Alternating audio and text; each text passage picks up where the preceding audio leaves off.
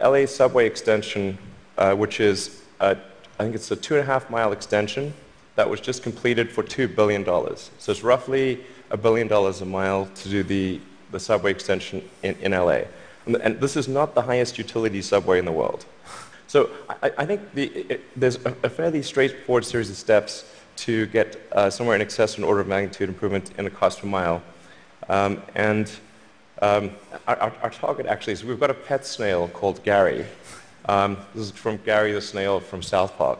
I mean, sorry, SpongeBob SquarePants. So Gary is capable currently he's capable of going 14 times faster than a tunnel boring machine. Okay. You want to beat Gary? We want to beat Gary. Yeah. He's not a patient little fellow, and we want that will be victory. Victory is beating the snail.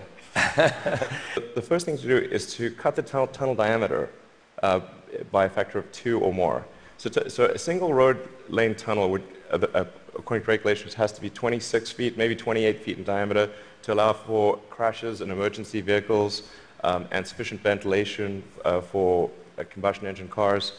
But if you shrink that diameter to what we're attempting, which is 12 feet, which is plenty to get an electric skate through, you drop the diameter by a factor of 2 and the cross-sectional area by a factor of 4. So, and the tunneling cost scales with the cross-sectional area. So that's roughly a half order of magnitude improvement right there.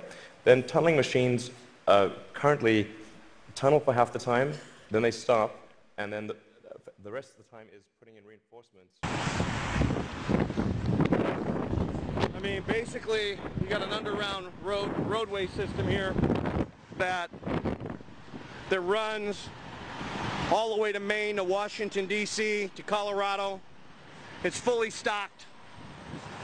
It runs completely underground. Okay. You want to beat Gary? We want to beat Gary. Yeah. He's not a patient little fellow, and we want that will be victory. Victory is beating the snail. But a lot of people dreaming about future cities, they imagine that actually the solution is sort of flying cars, drones, etc. You go above.